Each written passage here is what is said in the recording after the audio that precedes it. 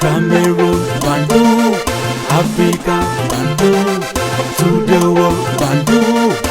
C'est qu'on apprend simplement, les amis. Salut, salut, bienvenue sur votre plateforme. Ici, c'est Bantou Media Group Sport. Ici, on parle de sport, sport.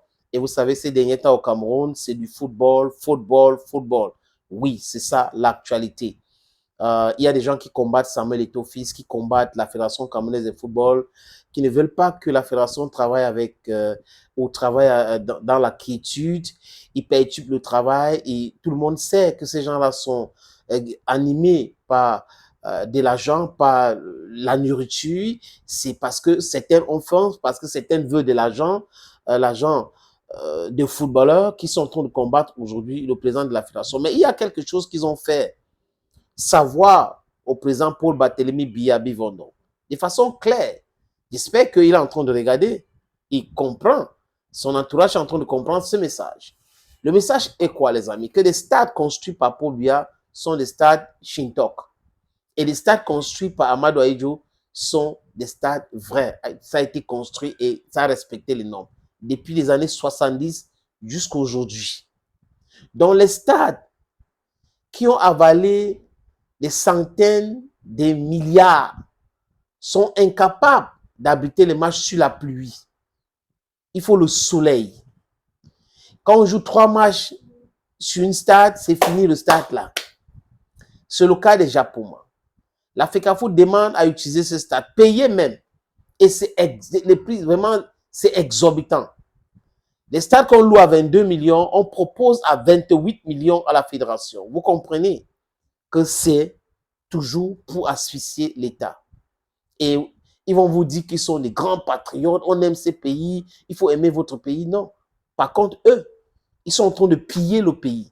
Ils sont en train de spolier le bien de tout le monde. Ils sont en train de détruire l'argent des contribuables. C'est quand même terrible, les amis. Donc, ils montrent aux yeux du monde que Djapouma, ce n'est pas un vrai stade. Olembe, d'ailleurs, on n'a pas homologué Olembe jusqu'à présent.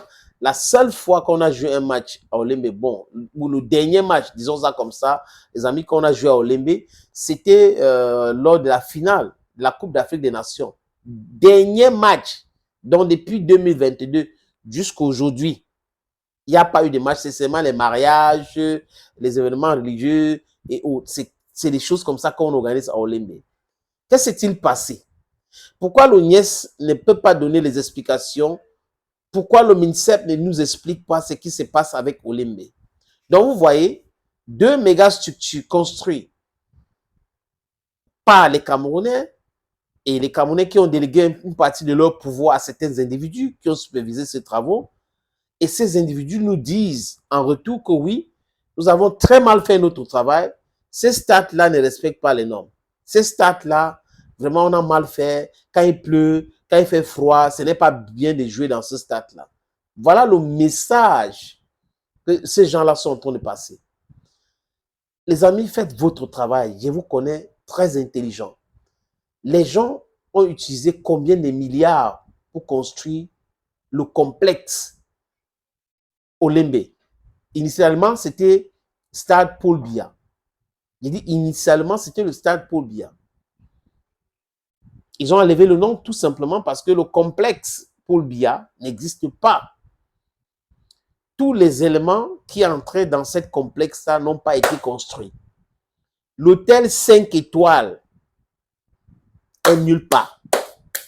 Jusqu'à là où je vous parle, on ne parle pas de ça.